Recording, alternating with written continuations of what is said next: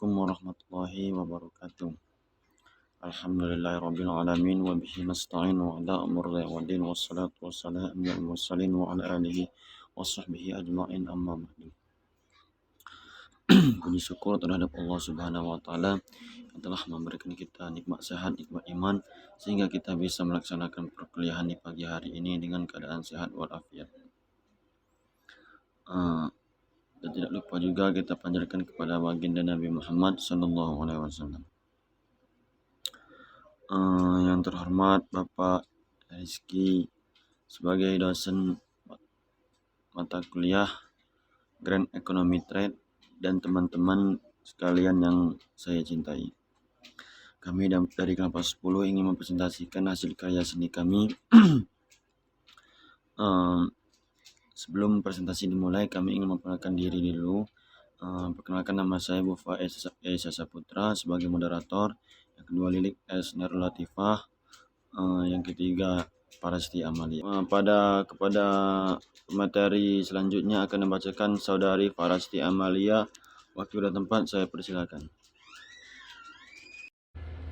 Baik, saya akan membacakan materi yang berjudul Kajian Lingkungan Hidup Strategis KLHS.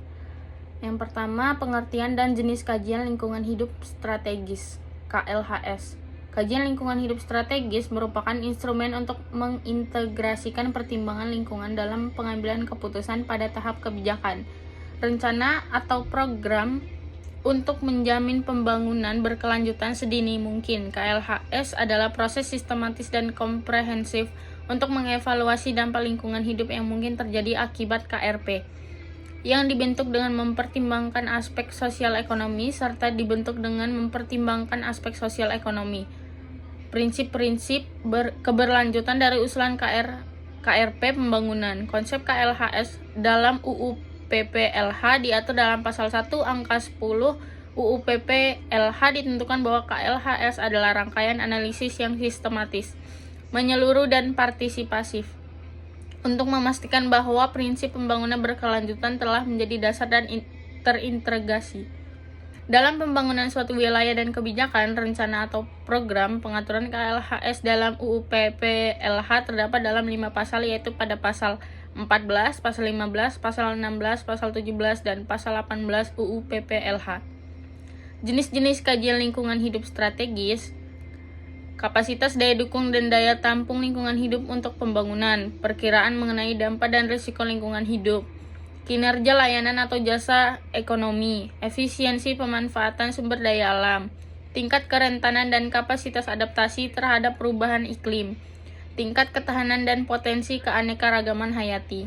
Yang kedua, kriteria evaluasi. Kriteria evaluasi penilaian aspek lebih dari yang dipersyaratkan. Terdiri dari 1. Kriteria penilaian sistem manajemen lingkungan, 2. Kriteria penilaian pemanfaatan sumber daya, dan yang terakhir kriteria penilaian pemberdayaan masyarakat. Saya kembalikan ke moderator. Baik, selanjutnya akan dibacakan saudari Lilik S. Nurul Latifah. Kepadanya saya persilahkan. Baik, terima kasih kepada moderator. Di sini saya akan melanjutkan materi dari Farasti Amalia, yaitu yang selanjutnya studi kasusnya, yang judulnya Efektivitas Pelaksanaan Kajian Lingkungan Hidup Strategis atau KLHS dalam Perencanaan Tata Ruang Kota Salatiga. Itu pendahuluannya. Kegiatan pembangunan di suatu daerah dapat berakibat terhadap penurunan kualitas lingkungan. Permasalahan ini terus berkembang sejalan dengan pemenuhan kebutuhan manusia terhadap berbagai macam kegiatan, sehingga berakibat terhadap meningkatnya jumlah penduduk, laju urbanisasi, serta perubahan lahan. Bronto Wiono 2016 menjelaskan bahwa dengan jumlah penduduk yang terus meningkat disertai dengan pembangunan yang dilakukan terus-menerus dapat menyebabkan perubahan yang sangat penting dalam berbagai aspek seperti perubahan sosial, perubahan pola konsumsi, perekonomian yang tidak menentu, dan perubahan fungsi lahan. Pembangunan berkelanjutan menuntut agar pembangunan yang dilakukan dapat terlaksana, tetapi tetap memperhatikan perlindungan terhadap lingkungan. Diperlukan suatu instrumen untuk lingkungan hidup strategis adalah suatu proses dengan melakukan evaluasi terhadap dampak lingkungan serta menjamin diintegrasikannya prinsip-prinsip keberlanjutan dalam pengambilan keputusan. Pemerintah Indonesia dalam melaksanakan KLHS yang termuat dalam Undang-Undang Nomor 32 Tahun 2009 tentang perlindungan dan pengelolaan lingkungan hidup masyarakat, bahwa pemerintah dan pemerintah daerah wajib melaksanakan KLHS baik dalam penyusunan maupun evaluasi rencana tata ruangnya, dengan mengintegrasikan aspek-aspek lingkungan pada pengambilan keputusan dalam tahapan awal kebijakan, rencana dan program KRP.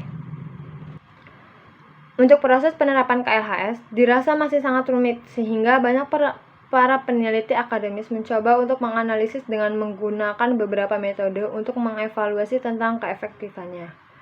Dalam melaksanakan KLHS, masih terjadi perdebatan tentang keefektivitasan yang berfokus terhadap permasalahan prosedur baik praktek maupun kriteria atau indikator. Permasalahan partisipasi publik juga menjadi sorotan para peneliti di dunia seperti yang dijelaskan oleh Rega dan Bladizon, bahwa partisipasi publik diharapkan dapat memberikan informasi dan terlibat dalam proses pembuatan KLHS sehingga pemerintah dapat menerima masukan dalam proses pembuatan keputusan sehingga praktek KLHS dapat berjalan efektif. Dan selanjutnya ada pembahasan, yaitu untuk melakukan analisa tentang identifikasi perangkat pelaksanaan kajian lingkungan hidup strategis dilakukan dengan membandingkan perangkat pelaksanaan KLHS secara umum dengan data dari dokumen KLHS yang pernah dibuat oleh pemerintah Kota Salatiga, yaitu KLHS Rencana Tata Ruang Wilayah (RTRW) dan KLHS Rencana Detail Tata Ruang atau RDTR. Identifikasi yang dilakukan dengan menggunakan variabel yang telah ditentukan dalam kajian literatur perangkat kelembagaan dalam pelaksanaan KLHS di Kota Salatiga baik KLHS RTRW maupun KLHS RDTR dilakukan dengan melakukan pemetaan terhadap pemangku kepentingan dan masyarakat yang berpengaruh dalam pelaksanaan tata ruang sehingga nantinya dapat memberikan masukan terhadap KRP yang akan dirumuskan tetap memperhatikan kepedulian terhadap lingkungan hidup. Upaya peningkatan pelaksanaan KLHS dalam perencanaan tata ruang yang dimaksud adalah KLHS dapat dilaksanakan secara efektif mengikuti perangkat KLHS yang terus berkembang serta pemahaman perangkat KLHS dari stakeholder yang terkait dengan tetap memperhatikan nilai-nilai efektivitas pelaksanaan KLHS sehingga menghasilkan dokumen KLHS yang dapat diintegrasikannya dalam perencanaan tata ruang. Baik, hanya itu yang dapat saya sampaikan. Saya kembalikan kepada moderator. Baik, langsung saja. Urutan tata cara pelaksanaan KLHS di Kota Salatiga yang diterapkan mengacu terhadap petunjuk pelaksanaan KLHS menjadi kebijakan pemerintah pada tahun pelaksanaan kegiatan dilaksanakan KLHS di RT/RW yang dibuat juga untuk KLHS datar yang dilaksanakan tahun 2012 yang dilaksanakan dengan metode cepat dalam pelaksanaannya hampir sesuai dengan tata cara pelaksanaan dalam penjelasan secara detail. Padahal untuk KRP merupakan salah satu kesatuan yang dapat memberikan masukan terhadap keputusan yang diambil dalam perencanaan tata ruang KLHS datar yang dilaksanakan di Kota Salatiga sudah menghasilkan alternatif KRP dan rekomendasi yang sangat berguna dalam pengambilan keputusan dalam perencanaan tata ruang khususnya daerah Kota Salatiga. Dalam perencanaan tata ruang agar menghasilkan kebijakan, rencana dan program yang tetap memperhatikan permasalahan lingkungan yang menggambarkan bahwa KLHS memiliki hubungan yang saling terkait dengan lingkungan yang menggambarkan bahwa KLHS memiliki hubungan yang mengambil keputusan dalam menghasilkan KRP yang sudah ditransaksi dengan KLHS agar keputusan perencanaan tata ruang berlanjutan. Upaya peningkatan efektivitas pelaksanaan KLHS terdapat beberapa kekurangan, kemudian dipadukan untuk dicari upaya dapat dilakukan berdasarkan kriteria efektivitas sehingga untuk pelaksanaan KLHS dalam perencanaan tata ruang yang akan dilaksanakan berikutnya dapat berjalan efektif.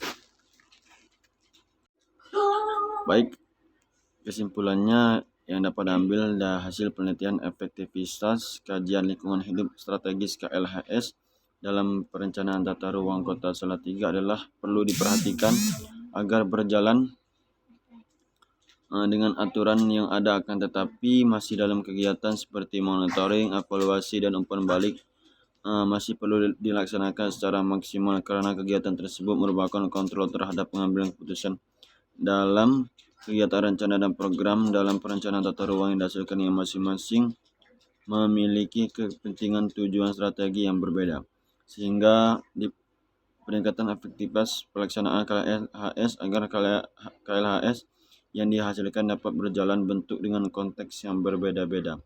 Sulit untuk mengikat satu bentuk format yang baku karena terus berkembang yang fleksibel dan mendukung pengambilan keputusan yang strategis. Baik, bagi teman-teman yang kurang jelas atau kurang paham, saya buka sesi pertanyaan jawabnya. Baik, saya akhiri presentasi pagi hari ini. Wallahu muwaffiq ila aqwamit thoriq. Wassalamualaikum warahmatullahi wabarakatuh.